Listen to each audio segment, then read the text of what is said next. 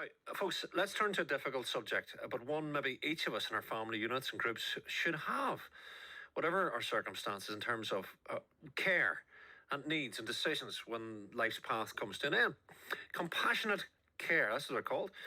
They're organising a discussion tomorrow, Thursday, in the Central Library, looking at starting these kinds of conversations with your family, loved ones, those closest to you. Kathleen Bradley, for years in the community sector, is the Community Engagement Facilitator for Compassionate Communities. Kathleen, how are you?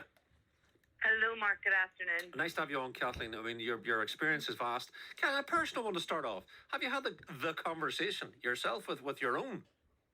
Well, I have had the conversation around funeral planning. I mean, I've had my funeral planned, and I know where I would want to die. Right. And I know who I would want to be there.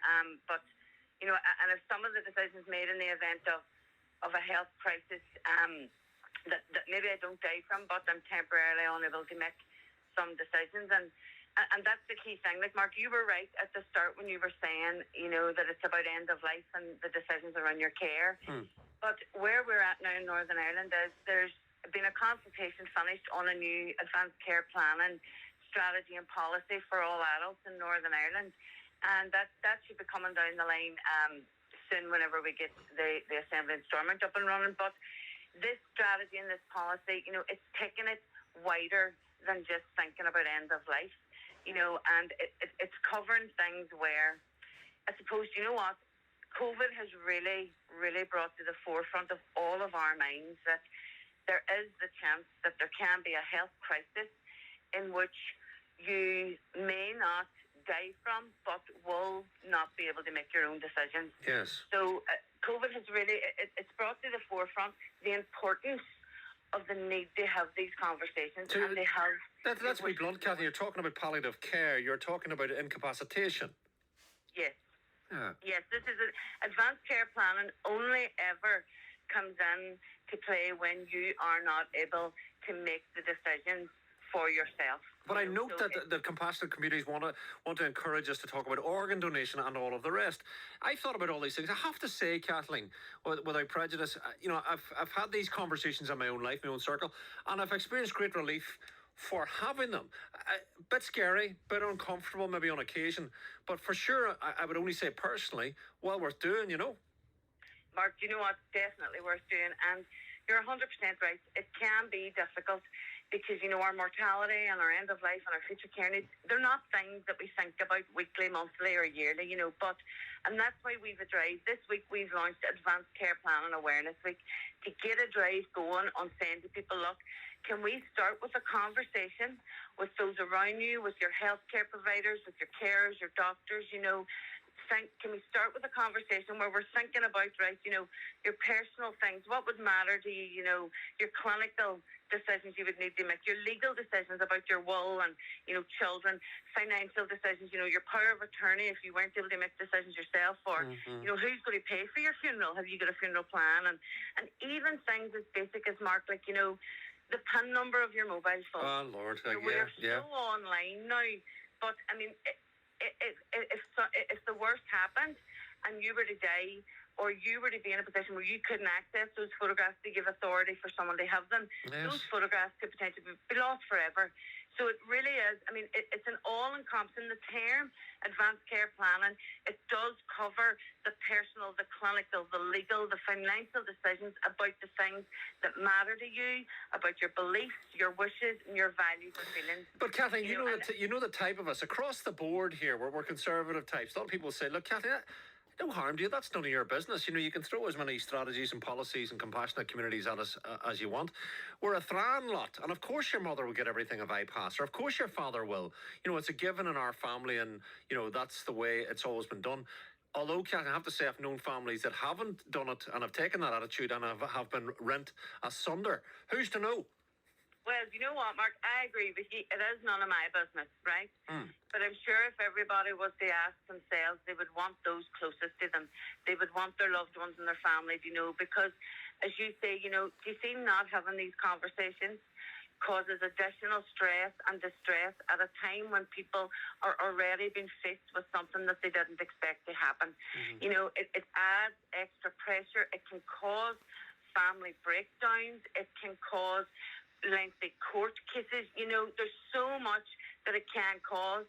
Whereas having these conversations, and you know, it's not just one plan. You can go back to it and you can review it, but it really does save in the long run, because it saves a lot of people from undue worry and regret. You know, the amount of people that live with this. Did I do the right thing? And what did the person want? Kelly, there's definitely something going on. I mean, up on the high numbers on TV and UK networks anyway, they're all, I mean, they seem to be most delighted with, you know, military coins, the royal family, and also they seem to be delighted about their cremation.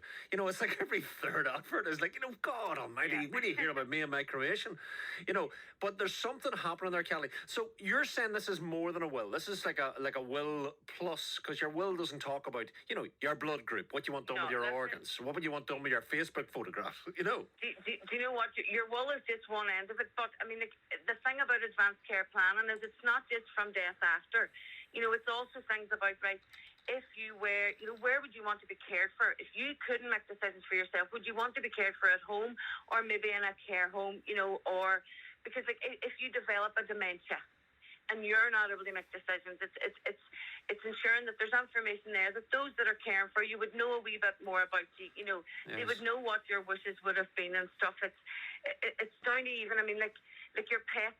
If you were, you know, if you were to move into a home, who would you want to be looking after? What happens? What happens? You know, what happens, Toto? Yeah. You know, so it really is. It's a whole range, and there kind of is there's a before the death part, and then there's after the death part, because there is the care, there is the palliative care, there is maybe it could be that there's life support care. You know, it could be that there's long-term care due to a cognitive illness that limits your ability to make your own decisions. Kathleen, there's also lawyers. Look, let's be honest, because I've known not dozens but several circumstances where lawyers. Sensing maybe that elements are untended to, or that a family member or loved one says, hold on, that's not what my father wanted, and the thing goes on and on and on, and the lawyers get stuck in, and you know, there's a nightmare scenario. You're telling us today that can be thoughtfully avoided. Yes, I mean, you can cover the elements of the legal elements of your advanced care plan by having a conversation with a solicitor and then coming back, reflecting, making your decisions. Yeah. Your clinical elements, you speak to your GP, you speak to your doctor, you speak to your healthcare providers. Your personal, you speak to your family, those closest to you, those around you. And your financial, you know, you look at that and you decide yourself, who do you want to close down your accounts, or is there life insurance? What is the policy number? Who is the company? Where is the contact details? You know, it is so wide ranging that it's not just you're not going to sit down and do your advanced care plan in 1 hour. You know, it is where it is broken into the different sections. Now, there is a great resource out there, Mark, right? Because I'm sure anyone listening to this is probably thinking, oh my God, that is a whole pile of work there. That where would you even start? But there is a brilliant resource. It's a book called Your Life, Your Choices, Plan Ahead. And it's published, it was a partnership publishment by Macmillan and the Public Health Agency. Now, we're hosting an advanced care planning conversation tomorrow evening. Central Library, down the Central Library, Cordy 7.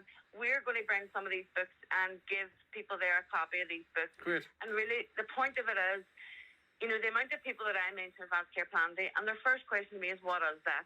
So we are starting at the look, here's what it is, and here's the benefits of doing it, and why we feel it is important that everyone starts to work in their advanced care Kathleen, plan. it's a conversation in season. I can only advocate personally, as I say, for the basic principles you're making. Personally, I experienced a huge relief. Hopefully I've got a few bob left, you know, to spend, and a few days and a few summers ahead of me, you know. But I couldn't believe the relief. You went through it, a couple of weeks of anxiety and, oh God, can I say that? Can the person be asked? You know, all that kind of stuff. But Kathleen, it really is, I feel much more assured for it because it's done, you know. It's done, and that's the thing. Do you see advanced care planning, Mark? It's about planning for tomorrow so you can get on with living for today. Today, oh, very good. You should be on the TV. Kathleen, thank you for that. Long-standing community worker Kathleen Bradley there. Now, that's a specific organisation, Compassionate Communities, and you can get Kathleen with a K.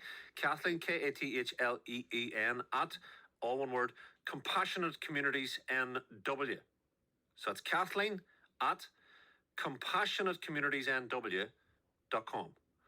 and there's an advanced care planning event tomorrow at the brilliant Central Library at 6:45 at night. Kathleen and the gang will be in the thick of that. Now, listen, that might prompt some sort of poignant feelings, or maybe feeling, God, I'd love to maybe express myself here today, mindful of that. Anyway, look, licence fee payers or not, for that matter.